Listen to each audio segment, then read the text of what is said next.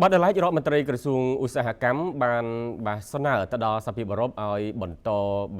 គ្រប់គ្រងទៅលើប្រទេសកម្ពុជាឲ្យកាន់តែស៊ីជម្រៅបន្ថែមទៀតដែលផ្ដោតទៅលើយុទ្ធសាស្ត្រគ្រប់គ្រងទាំងក្នុងកម្មវិធីបច្ចុប្បន្ននិងទៅអនាគតខណៈដែលកម្ពុជាកំពុងត្រៀមចាក់ចេញពីឋានៈប្រទេសដែលអភិវឌ្ឍតិចតួចនៅចុងឆ្នាំ2029ខាងមុខ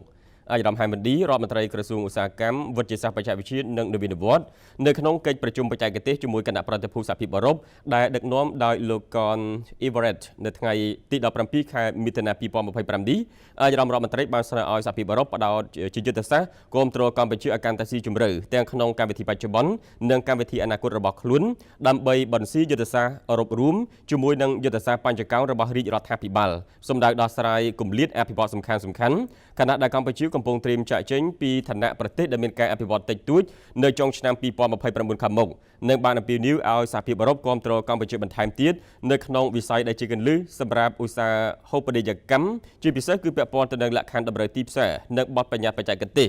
ដោយផ្ដោតទៅលើការអភិវឌ្ឍហេដ្ឋារចនាសម្ព័ន្ធគុណភាពជាតិការជំរុញផលិតភាពភាពប្រកួតប្រជែងនិងសមត្ថភាពជាដើម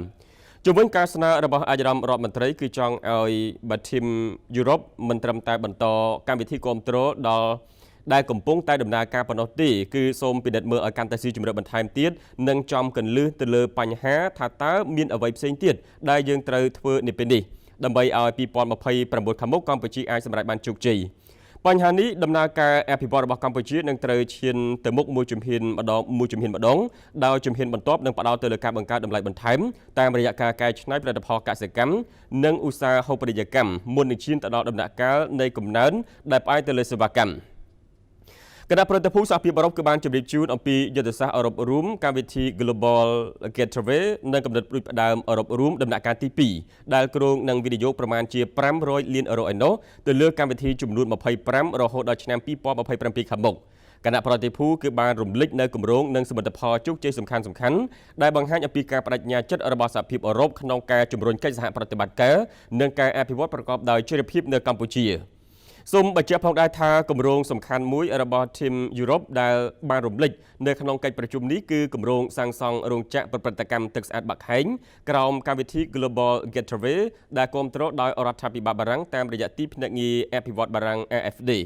ជាមួយនឹងការវិនិយោគរួមរបស់សហភាពអឺរ៉ុបជាង600លានអឺរ៉ូសម្រាប់ដំណាក់កាលទី3គម្រោងនេះនឹងបង្កើនសមត្ថភាពផលិតទឹកស្អាតរបស់រដ្ឋកោទឹកស្វយ័តក្រុងភ្នំពេញទ្វេដងពី